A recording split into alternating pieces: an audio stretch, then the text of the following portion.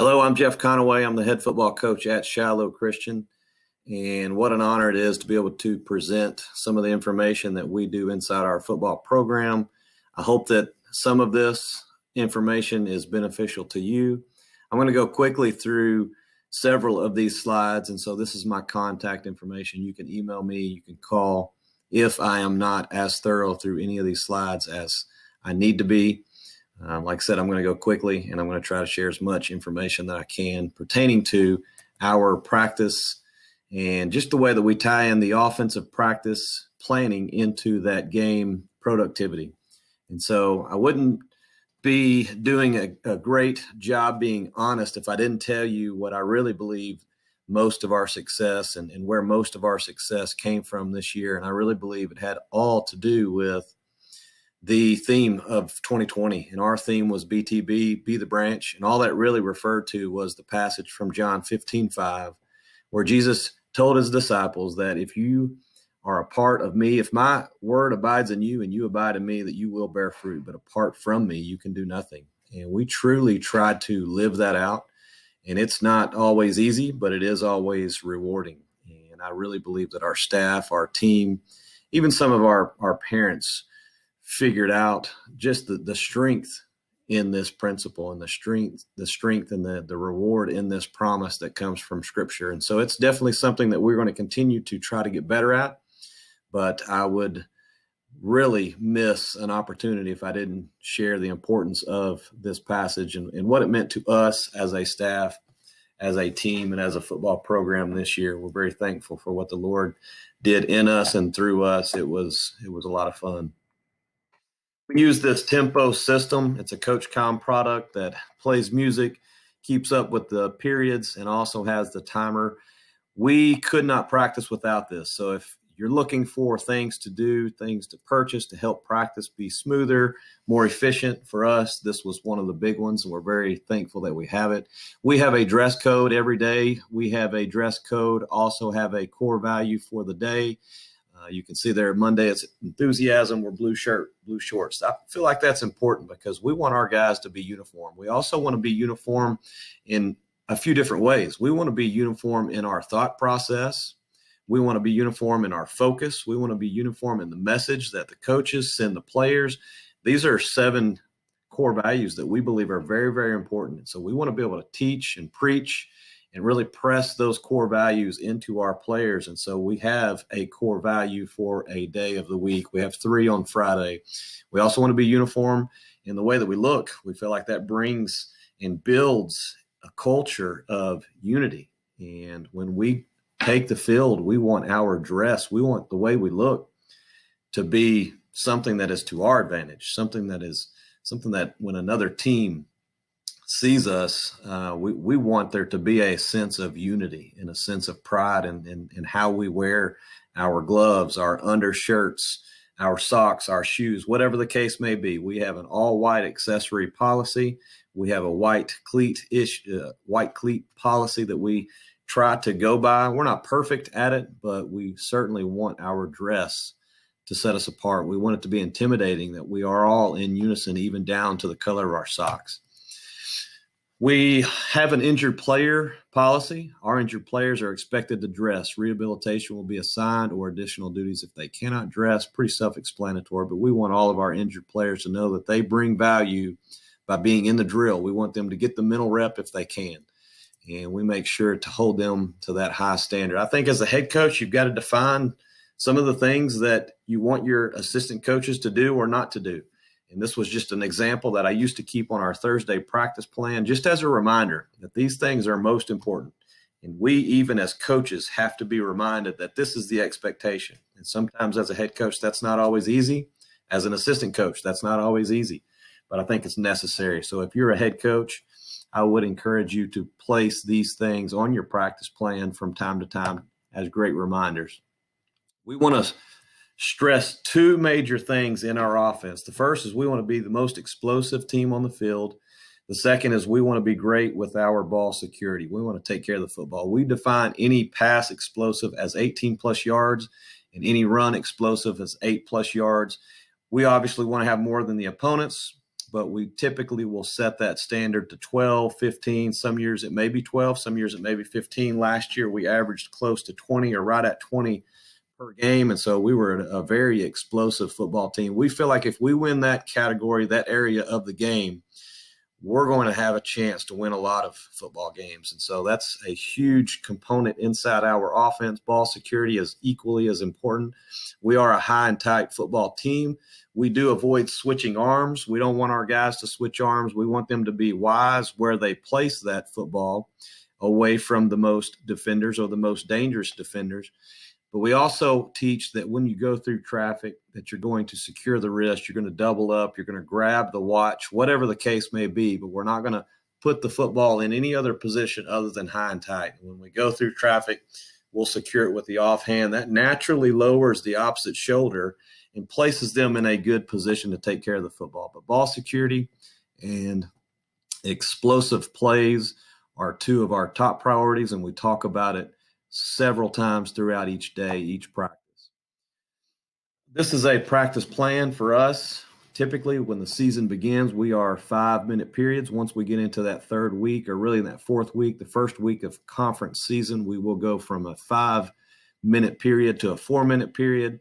I don't know if there's anything cutting edge about the way that we design our practice schedule, but I believe that having this and making sure everybody has access to this throughout the week. I set these up on Saturday or Sunday, and our coaches can go through. It's a shared document. They can go through and they can fill in their indie and their group sessions and exactly what they want to do. It allows us to work on it at any time throughout the week, and it certainly keeps everybody on the same page, making sure that we are prepared for every scenario that we need to be prepared for in that practice.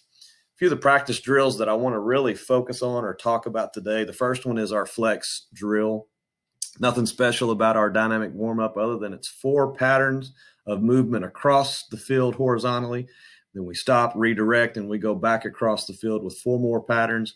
It's toes on the line. There's a whistle. There's an opportunity for our guys to do a few things, I think. 1, engage mentally. 2, get the blood flow and start developing a body that's ready to practice, because right when we finish flex, we go right into cone drill. And cone drill is a drill that we implemented a few years back because we wanted to teach our guys or emphasize to our guys the importance of not falling. I don't know if your players have ever slipped on turf or on grass or whatever the case may be, but we implemented this cone drill. We implement it into our summer shallow speed as well. But we really want to teach them to burst, get to the cone, lower their hips, get their nose over their toes, accelerate their hands, tight turn, burst back. So I'll give them several patterns that we can choose from. But what I feel like I'm doing at the very beginning of practice is I'm forcing our guys to engage mentally. I'm forcing their bodies to exert energy. They've been in class all day. I think the worst thing that we can do is get down on the grass and stretch and lay down and not have that intensity about our warm-up. This is a way that we warm up, and we want their bodies to go full speed. We want them to break a sweat. We want them to exert a lot of energy to start practice. I feel like that engages their mind and their body in ways that if we don't do it, we don't engage them. Our tackle turnover circuit is excellent. Our defensive staff, our offensive staff, special team staff does a great job to teach the tackle, the turnover, and we've been really good at both. And so if you want more information on that, we'd be happy to show that to you. The Ball as a Program is another drill that we do on Tuesday and Wednesday to end practice, and we have 5 different stations in which we're teaching how to secure the ball, how to take the football. If we take the football away, how we advance it into the end zone. If there is traffic around the ball and it's on the ground, we're going to treat that as city. So we're going to fall on the football. We're going to pull our knees up to our chest, and we're going to secure that football. We're going to stand up and hand the football to the ref, and mom and dad in the stands should be able to see that we recovered the football. If it's an onside kick or a fumble or whatever the case may be, we don't want the official to blow the call. So we're going to stand up and hold the football and make sure everybody in that stadium knows that Shiloh Christian got the football. If the football's in a wide open space and there's not any defenders around, then we're going to consider that country. And we're going to squeeze the football. We're going to tuck it away, and we're going to burst, and we're going to try to put that football across the goal line. A pick drill, very similar, is what we would teach our receivers. We're going to catch the football above our helmet. We're going to rip it out of the air, spin away from contact, and tuck it before our feet touch the ground. We're going to set up that convoy into the end zone by the nearest defender is going to go block that intended receiver. The rest are going to set up the convoy on the top of the numbers. The returner is going to run down the bottom of the numbers. We want to make sure he has plenty of space if he does get bumped so that he doesn't step out of bounds. We want the football in the end zone. And so he's going to choose that nearest or that cleanest sideline to advance the football. But those are just some of the drills that we do in practice. We do these, like I said, twice a week. We do them on Tuesday and Wednesday. And I really feel like it's helped us in so many ways. We've been a team that is much better at securing the football. We've been a team that's much better at taking the football away. We've gotten better at tackling. And I really feel like whatever you drill, whatever you make important, whatever you measure and reward, your players will eventually do it well. And those are things that we've put a lot of time, effort, and energy into. And I believe it's changed our football culture. This is a very simple drill with quarterbacks and receivers. It's an easy way for them to warm up. Teaches our quarterback how to be accurate. We tell our quarterbacks, if you want to be great in our offense, you've got to be a great leader. You've got to be able to make great decisions, and you've got to be accurate with the football. And this is a drill that teaches us how to do that. It's also a great drill for our receivers because they get several catches and touches right here to build the confidence and to make sure they're comfortable before practice really begins. And so we do this every day. We've got it on the nose. We're going to catch everything extended. We're eyes on ball, squeeze the ball, tuck it away. We're high ball. We're going to elevate. We're going to rip it out of the air. We're going to catch it above our helmet. We're going to spin away from contact and tuck it before our feet touch the grass. We're low ball, where we're going to put pinkies together. We're going to bend at the hips, knees, and ankles. We're going to stab the football, tuck it away, and burst. For us, a burst in this drill is 2 lines. If they catch the football at the 4, they're going to burst past the 5 and the 10. If they catch the football at the 6, they're going to burst past the 10 and the 15. Just a way for our coaches to hold our players accountable to burst. Well, what does that mean to run after the catch? Because we tell them anybody can run around and catch a football. That's what you can do after the catch that really defines your productivity as a receiver or a running back. So we want to teach them to make sure they are bursting. 2 lines. We also do a zoom or a jet because we do catch and pitch. We want our timing. We want our quarterbacks and any of those receivers or running backs on the zoom motion to be comfortable with that. We'll run the hitch, which for us is 3 big, 2 little. It's tight turn, tuck, and burst, fade or over the shoulder, and then we'll go face to face. And so nothing groundbreaking about this particular drill other than it's simple. It does give our quarterbacks and receivers an opportunity to get a lot of throws and catches before practice. And we are, as coaches, able to reinforce some of the most fundamental skills that it takes to be a quarterback or a receiver in our offense. And so we really love and appreciate our ABCs, 1, 2, 3s. We want to be great in the middle 8. The last 4 minutes of the second quarter, the first 4 minutes of the third quarter are critical for us. We want to flip the score. It should be a 28-point swing if we stop the opponent and we score. We come out at after half, and we're able to do the same thing. We're able to score and stop them, or stop them and score, whatever the case may be. So we're going to practice this. We feel like this allows us to really gain a huge advantage. And so we want to have a competitive session right before halftime in practice. Once we have that competitive sessions, we send them to the sideline. We want them to take a break. We want them to pause, push reset. We want to train them to what Friday night's going to feel like. At that halftime, we're going to go over the next drill, and that's either KOR or KO, and we're going to make sure that we do a great job with our special teams. So we're going to put their toes on the line. We're going to blow that whistle, and we're going to start the third quarter, if you will. After those special teams practice drills are completed, we will start an additional competitive team session. And again, we're just trying to develop a mentality that we are going to be great the last 4 minutes of the second quarter and the first 4 minutes of the third quarter. We feel like those are crucial times, and we want to practice doing that. We want our guys to, if nothing else, we want to brainwash them into they are great in the middle 8. Halftime, once again, we're going to reinforce toes on the line, helmets on, engaged in practice. That's the halftime message, but that's also the practice protocol. If you're not on the practice field working a drill, your toes are on the line, you've got your helmet on, and you're engaged. I feel like that's great carryover on into a Friday night. Our guys know how to stand on the sideline on Friday night because we hold them accountable during practice. Ninth grade participation, they always practice with us on Tuesday throughout the season. And then after their junior high season, we do promote them, and they come and practice with us the rest of the year.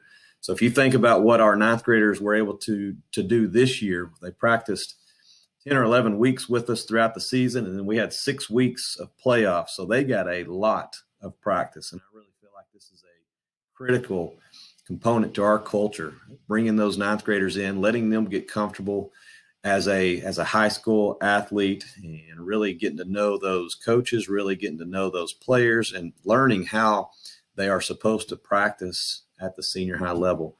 Our scout team preparation is something that I really think we take great pride in. This starts on the weekend with our scouting report, and being able to communicate with the scout team players daily, preparing them to give us the best look, is critical to our success. And I feel like our coaches do this really well. We have scout team meetings before practice, and I know that our coaches intervene with those guys throughout the day in making sure that they're prepared to be where they're supposed to be, do what they're supposed to do. They can get on that scouting report and learn what that particular opponent, what that offense or that defense or that special team player does for the other team, and they are to imitate that to the best of their ability. Communication, we do use headsets during practice. This was huge for our overall communication as coaches. We've not always done that. We started that this year because we did get some of the player receivers from Coach Com. I'm plugging Coach Com because I do like their product. I love their headsets. I love the tempo system that we use, and I love the player receivers because, again, it allows us to have efficient practices. It allows us to communicate with coaches and also with the players. The player receiver is a little small radio that fits into a pouch and Velcros on the arm. I was able to communicate with our quarterbacks all practice long, and I might not be able to do that without the receiver. I might have to slow practice down. I might have to call a timeout during practice. Obviously, we don't want to do that because we want to go as fast as we can. But being able to give him some subtle cues throughout practice really helped, and I really believe that it aided into his overall development. So those player receivers are huge for us. This is a goal board sheet that we post every Monday, and we really want our players to learn what are the most important components of the game.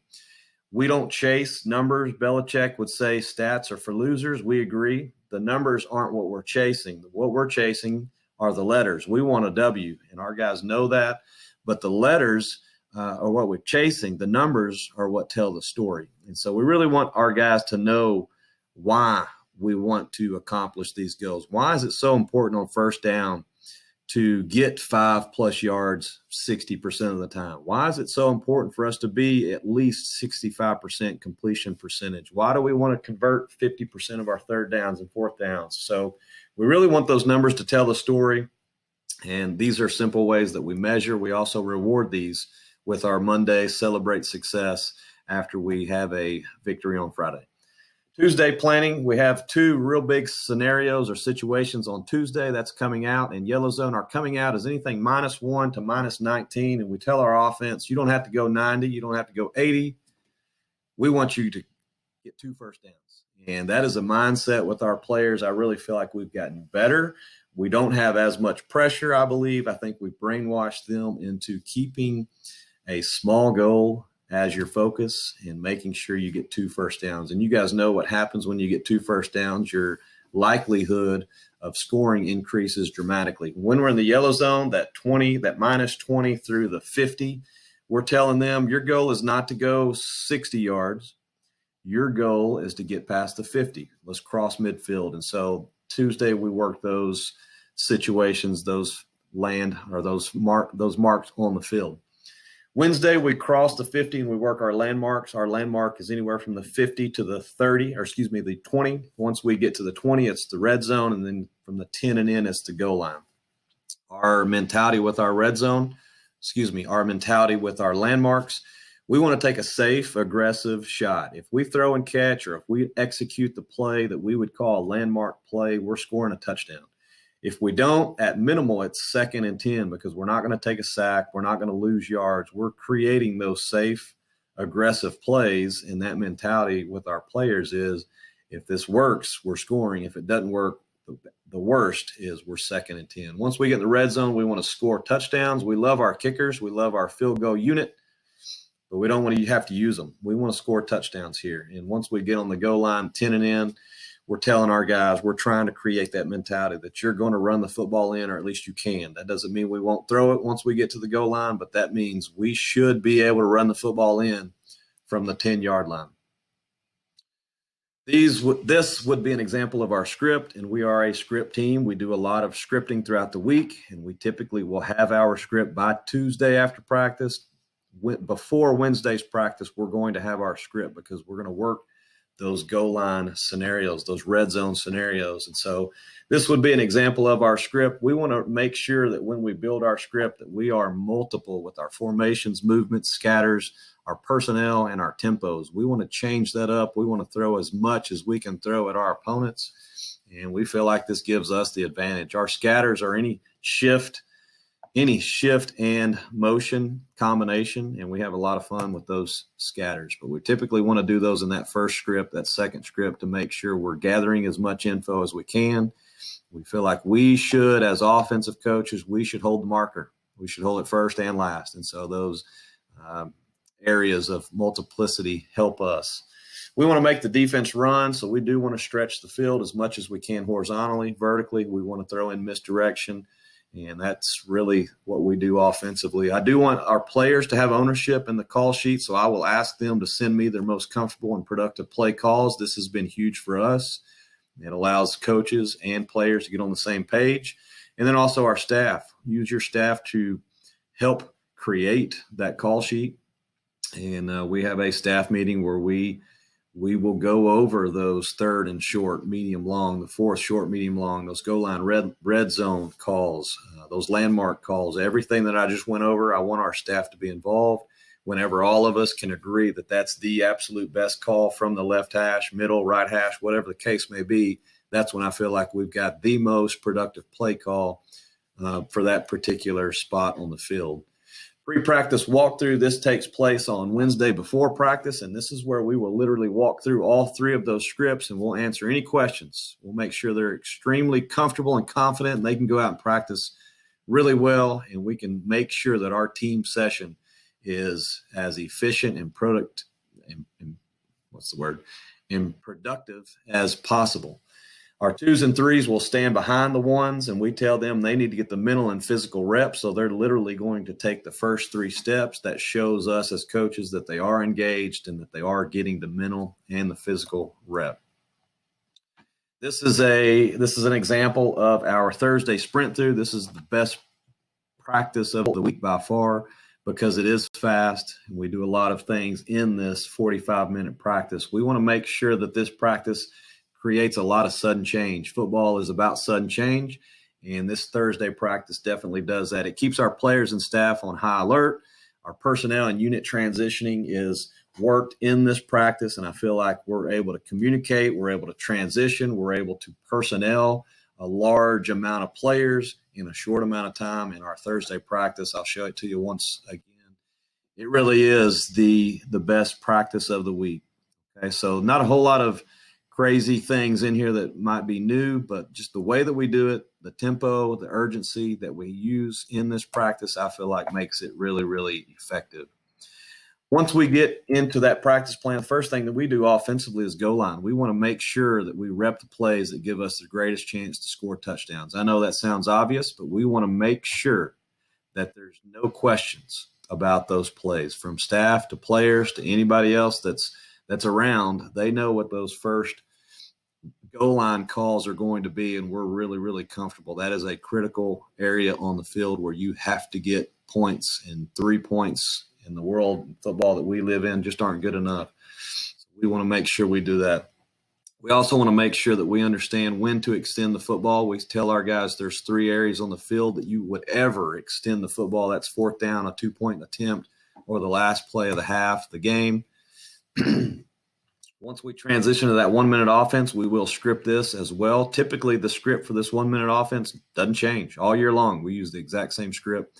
We want our quarterback to repeat these three things to the offense. He's got to tell everybody, get out of bounds, don't take a sack, get lined up quickly. Once we get into a 4 minute offense, he's got to repeat these three things: ball security, stay in bounds, get up slowly. If he doesn't say them, I'm on him, and he knows that he's got to say them, and everybody else knows that he's got to say them. At the end of that sprint through practice, we'll do a perfect drive. We'll put the football on the -5, and we will work 5-yard increments. If it's perfect, we will move on. If it's not perfect, we will reload and make sure it's perfect. That's why we call this perfect drive. It allows for everyone to become comfortable and confident with our first two scripts, and so I do think that is something that has helped us and has allowed us to be efficient once that game starts. Thursday afternoon, that sprint through takes place in the morning. Thursday afternoon, we do a Thursday clap drill. Another opportunity for us to go over those first three scripts, any additional situations that we need to communicate and talk about, and then any reminders. And typically, this is done in the locker room. It could be done on a sport court, a basketball court, a football field, but all of those things are very important to us in our preparation. Halftime plan. Just to have a halftime plan, I think is beneficial. And I've been in situations where I didn't have a good halftime plan and I didn't do a great job of making adjustments or communicating at halftime. And this is just what we do. The two things that I think are very important is when we come in at halftime, we've got two big screen TVs set up in two different rooms for the offensive staff and the defensive staff. At times, our special teams will turn on the projector in the locker room, and our special teams coordinator will go over some special teams adjustments. But we really want to make sure that we're seeing it. Me, especially as the head coach, I've got to be able to see what just took place in the first half because I'm not under the tent as much as my assistant coaches are. I'm not watching as much film in between series as my defense and my offensive staff. So I've got to see it and be able to make adjustments. Once we see it and we make those adjustments, we'll start scripting for the third quarter. And typically, you know how this works, but offense, we'll get together and we'll come up with those plays that we like, those that we didn't, and we'll make that second half plan. Game day schedule, nothing crazy about our game day schedule other than it is a schedule. We stick to it, and our guys, our staff, we're comfortable. We're comfortable in it. If there are things that we need to move around, we are flexible, but we do have a plan, and everybody knows the plan. We've communicated it, and everyone is comfortable in that preparation. I think that's big for the way that you play. Our additional situations that I think are critical are pace plays. We've got 1 through 9 pace plays that we want this to be one of our fastest tempos, but we want them to be plays that we are most efficient and productive with. And so we're going to choose those bread and butter plays, and we're going to put together a pace opportunity, a system in which we can run those plays as fast as possible. We've got one-word calls where, again, we're taking some of our long, wordy calls and we're naming them. And we're able to do those one-word calls that might look or sound complicated. We're able to do it with a lot of tempo.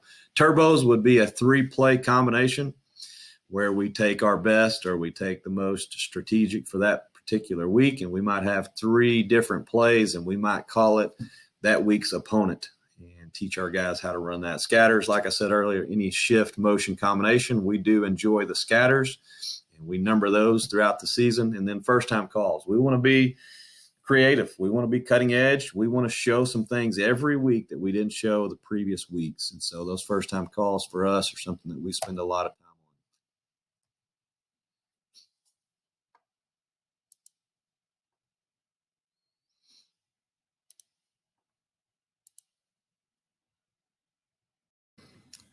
I want to talk to you about our Y cross. This is a concept that I know many offenses will utilize to some degree, and it's definitely one of those for us that I think we've been able to get better at and we've been able to use, and it really complements a lot of other things that we do. I think for a more thorough and a whole lot more knowledge, there's definitely other coaches that could take you through this and teach you a whole lot more than I can teach you. Jason Mons out in Arizona, Lincoln Riley has a great video on his Y cross and just the things that he does. At Bixby, those guys there do an excellent job. This is one of their go-tos as well. But I want to just kind of tell you what we do and how we use it to throw and catch, how we use it to be effective inside our offense. And the way that we read it is we're always going to read the mandatory outside release, the MOR, and the out route. We're going to read that as one component. So our quarterback's going to get that pre-snap read. And what he's thinking is that's one. If they're playing us in a cover 2 look and that corner through game film, if he's really setting that edge and being that cloud corner, then our quarterback knows that if our receiver can get that clean MOR release, that we should be able to throw that thing somewhere between 15 yards to the bottom of the numbers, and we should be able to one ball it in that first hole. If that corner is a corner that bells or turns and shuffles out, we feel like we should be able to raise up and throw the four step out. If you get this look where the nickel is to the field and the will is trying to be that box defender and he's tucked in and he's giving us that flat area, then we feel like we can obviously take advantage of that concept to the boundary. So that's A1, that's 1A and 1B, if you will. Our quarterback is supposed to make a pre-snap read. He's supposed to identify it pre-snap and confirm it post-snap. But his eyes, if he does not feel comfortable with either one of those, his eyes are immediately going to go to number 2. Number 2 for us is the Y cross. It's the number 2 receiver on the cross or the over route from the field. Sometimes we also run this from the boundary. But really what we want to teach that cross route receiver is under 1, over 2.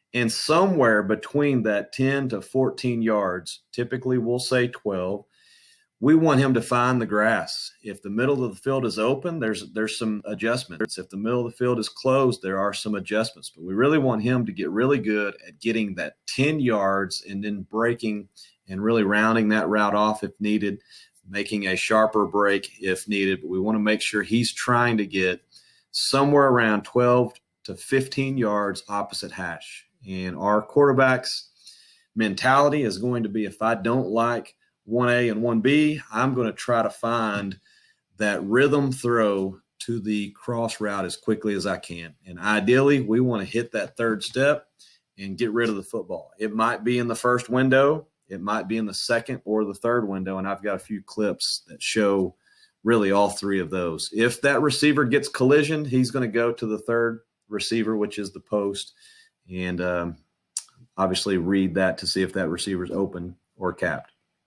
If we get all the way through the progression, we do have a built-in rush route, which is the back in the backfield. If we are a 50s protection on this particular call, he's going to run the swing wheel. If we are 60s, he's going to duel. So we will have a slide side. We will have a big on big side, and the back's going to fit the big on big side, and he's going to be responsible for inside out. And there are a couple of clips where we 60 protect this as well. So ideally, we're going to 5-man protect this, and our quarterback knows that he is responsible for the 6th defender if we do get a 6-man pressure, and he's going to make the appropriate read. So that's Y cross for us. I don't know that there's anything crazy that we do differently than most. This is how it was drawn up. This is the 60s protection here, where we are sliding to the boundary and we're picking up this pressure. And our guys do a decent job of picking it up. Our back, if you can see our back in the backfield, he's stepping up, he's inside out. That linebacker doesn't come, and so he redirects and helps out. Our quarterback very easily could have read the MOR. He could have raised up and thrown the out now. If you look the down and distance, we are 3rd and 10. So I think in his mind, he felt comfortable. He felt like our cross route would be able to beat the star and get inside and get over the top of the mic. Hopefully he saw the wheel on the pressure, and he was able to just set his feet, make the throw, and he made a great throw here, move the chains, first down. This is critical for us. As I said, once we get into the red zone, we've got to score touchdowns, and that particular throw and catch gave us an opportunity to get inside the goal line and obviously make a big explosive right there. The next clip, notice that our back this time is going to release. So we're going to play fake, and then we're going to begin our 3-step drop. Our quarterback hits his 3rd step. He sees that that cross route does get a clean release. He's under one. He's over the top of number two. We're able to just throw and catch.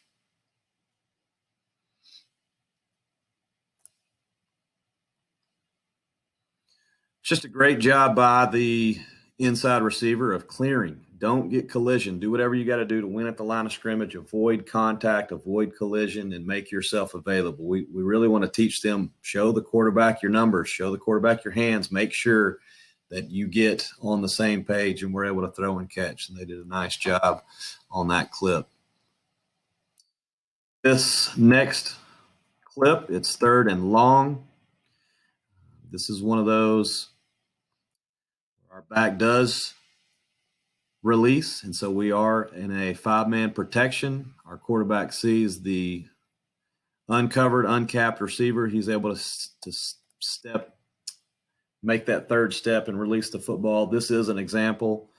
A lot of times we do like the corner shallow from the backside. And so if you notice to the field here, our inside receiver is going to run the 10 to 12 yard corner, breaking high to 22 yards. Our outside receiver is going to run the shallow. He's getting 4 to 6 yards opposite hash.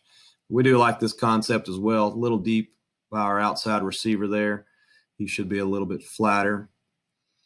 But that concept, that that corner shallow tag for us.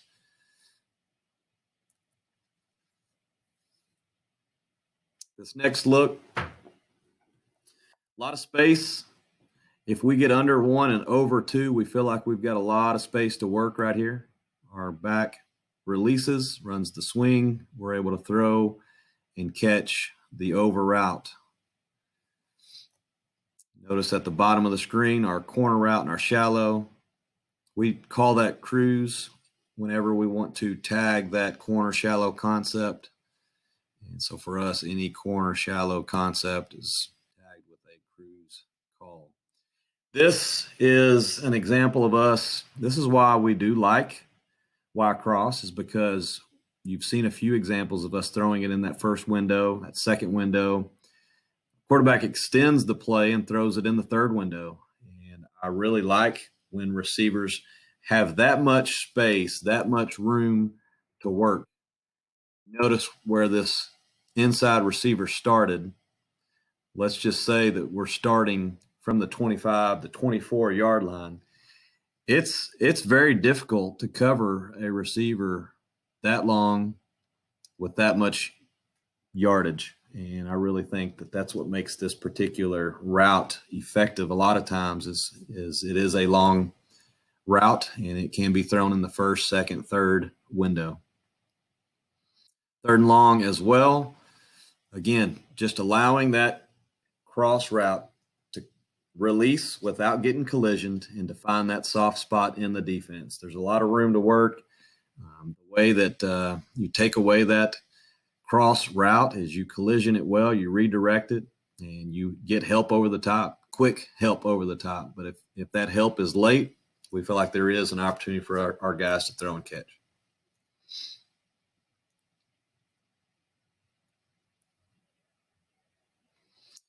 This is an example of a tag. So once we feel like we can get the respect of the defenders and they're doing a great job of collisioning the cross and running with it. They're doing a great job with the safety over the top, attaching to it. We try to, in this particular play, it didn't work, but we try to start tagging the call. And this would be a tag where now we're bringing that out, that normal inside receiver that would run the 4-step out. Now we're bringing him all the way across. We tag this with the sting. So all we're really trying to do is we're trying to get him back over into this vacated space. And for us, this is a sting tag. If the quarterback would have had a little bit more time, you see there that it did open up. We could have gotten it to our inside receiver on the sting tag. He checks it down to the back. This is just us running the same play out of a doubles stack formation. We're just trying to create a little different look, possibly get guys in position where they normally aren't, extend that mic or extend that wheel, that jack out of the box a little bit. Our quarterback does a good job of just staying with it. What I like about this particular play as well is when we aren't able to throw our rhythm route. It's either collisioned or capped, and maybe we don't get our eyes, and we don't feel like the post route is open enough to throw it. We don't throw the rush route. Well, our quarterback is taught in our R4 system that the fourth option is to release, and we want to release out the back door. I feel like this is a 5-man route where if the defense does match up well on all 5 receivers, I feel like that gives us an open door to release our quarterback and either run it or run it and throw it.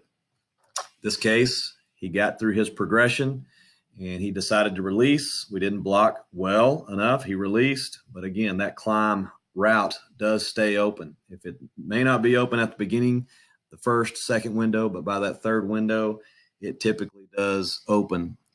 And so our quarterback did a great job here of just releasing out the back door and finding that climb, that cross route, that over route, and making a great throw.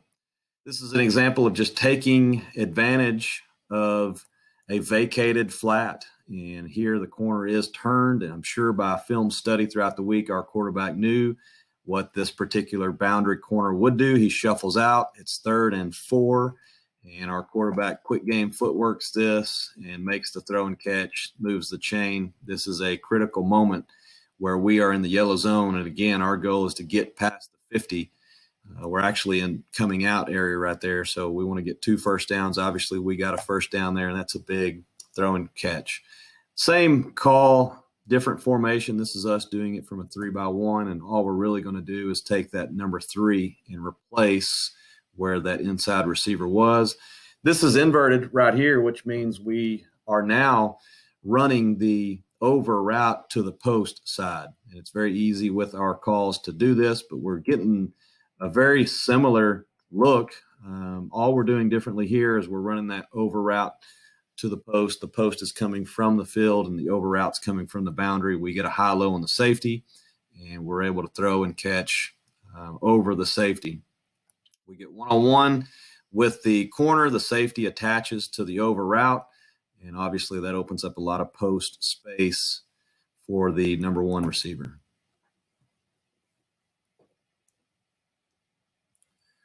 Slightly different look. This is a trips with the H-back. Was a quads look, and again, we're getting the over route from the field to the boundary, and we're running the vertical with our boundary receiver. He does a great job. We really try our best not to force the fade throw. We want to take the fade throw when it is our advantage, and we'll do that with several things, but we use a cap philosophy of coverage, hip angle, and personnel. And if our quarterback feels like we have the advantage, he's able to throw that vertical route right there. We had all 3, and he made a great throw. Our receiver made a great catch. That's why I like this particular concept. It's another reason why I like it. If we get a team that's playing cover 0, our word is deep, and we're gonna push the football deep down the field. Well, we've got the vertical route, the MOR, and we've got the post route built in this play, and we can do that at any time. If we get cover 1, we're going to go away. And for us, away is any type of corner route, any type of out route, or any type of advantage where we can put a back that matches up on a linebacker, and we can get him running any type of swing or any type of route that would give us access to that back on possibly an inferior linebacker. When we get cover 2, our words are middle, hole, and we're going to attack the middle of the field. We're going to attack the hole shots behind the corners, in between corners and safety. When we get cover 3, we're going to attack, or at least our word of attack is the weak tunnel, and we're going to attack that weak tunnel area. When we get cover 4, we're going to attack the flats. And so another reason that we like this particular concept is it gives us options for all 5 of those coverages. And I know that's not all the coverages that we will see, but we've got lots of options. And so again, it's flexible. It matches up with a lot of things that we do, such as our quarterback power read game. And we feel like we can give a lot of the same looks pre-snap and with his mesh in the backfield in order to create windows just like this. This was a great job of our inside receiver running this route with great tempo. He's under 1. He doesn't get collision by 1 or 2, and he finds that third window space. Our quarterback sticks it on him. And in my opinion, that's an easy throw and catch. Another explosive, or at least close to it, puts us in position to score. Slightly different. We're doing it out of two back now, and again, we're just getting that over post concept, and when that safety does attach to the over route, it does give us that post space. And our quarterback and receiver did a great job of throwing and catching. It's a very easy read.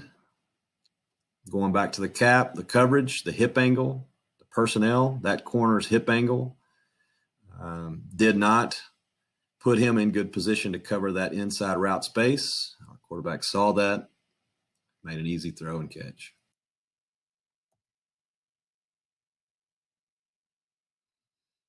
Running it from the boundary here, we do have the vertical to the field. Cap concept, look at the coverage. There's no third level defender help. Corner is inside, he's pressing. Again, we don't like to force the fade throw.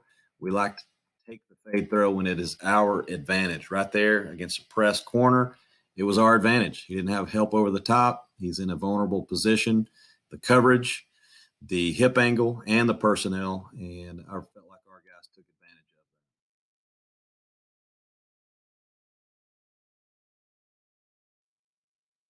that. 20 personnel, we're going to release the H-back.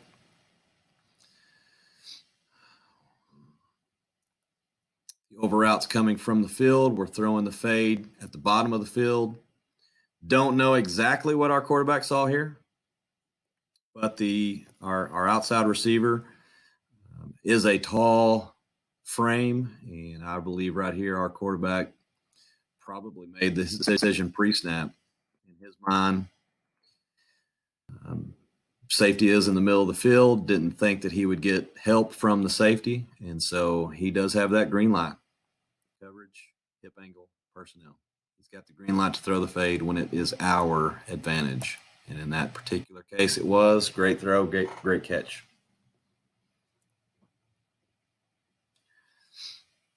Twenty personnel again. Trying to find the over. This is a great job of, sometimes your receivers can run the route and maybe it's a deep vertical route and they don't know if they're getting the ball or not, and they can tend to slow their tempo. This was a great job of running this post route with great tempo, continuing to run through the route, and our quarterback placing the football in a very nice, catchable spot. Goes back to our quarterbacks being great leaders, making great decisions, and being accurate with the football. A lot of the throws and the catches that I feel like we were able to make does not happen if we don't do our QB receiver school. We start those up in February, and we do a lot of throwing and catching and just trying to teach the fundamentals to the best of our abilities. Obviously, last year, without having 7-on-7 and a true summer and spring training, we were a little limited. And so this is one of those concepts that we ran more than we probably would have. We eliminated our offense. We ran this a lot more than we probably would have. It was one of our most called concepts because we weren't able to develop a whole lot of scheme due to the lack of spring and summer. So I think you can be multiple. I think this gives you a lot of options. You've got the over route option, you've got the post option, you've got the vertical option, but you also have the quick game option. You've got the back out of the backfield. You've got the ability to scramble. And again, I like it because if a defense does match all five receivers, four receivers, running back, fullback, whatever the case may be, your quarterback does have an opportunity to run the football. So it can be, I believe, very frustrating for the defense because they might do a great job of getting pressure. They might match every receiver, but your quarterback's got a lot of space in that particular case to run and make some positive yards with his feet. Really, same thing here. The defense did a great job. They caught receivers. They cushioned and connected. They attached. I don't know that our quarterback had a throw typically when that happens, there is a run lane. Once again, our quarterbacks will get their eyes on the rhythm route in our progression. His eyes will go from rhythm to read. His eyes will go from read to rush. And if he does not feel like there is a throw available, he's going to release out the back door. We tell him it doesn't matter if it's A, B, C, or D gap. Find that backside most accessible door and burst out of it. We want him to burst with the football on his chest. That way, if he does not cross the line of scrimmage, he can make the throw. Once he crosses the line of scrimmage, we'll transition the football into high and tight. If he goes through traffic, he's going to secure the wrist.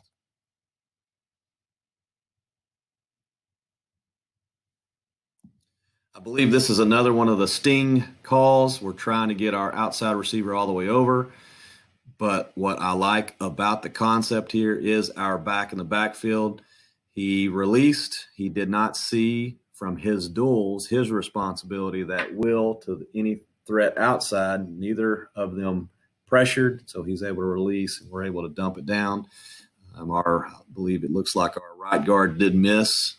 This is a case where we teach our quarterbacks, if you feel the rush, throw the rush. And in every concept, there is a rush receiver built in to where he's comfortable and confident. If I do get pressured, if my linemen do miss a block, I know where that rush route is, and I'm going to deliver the football to him to the best of my ability, or I'm going to release out of the pocket.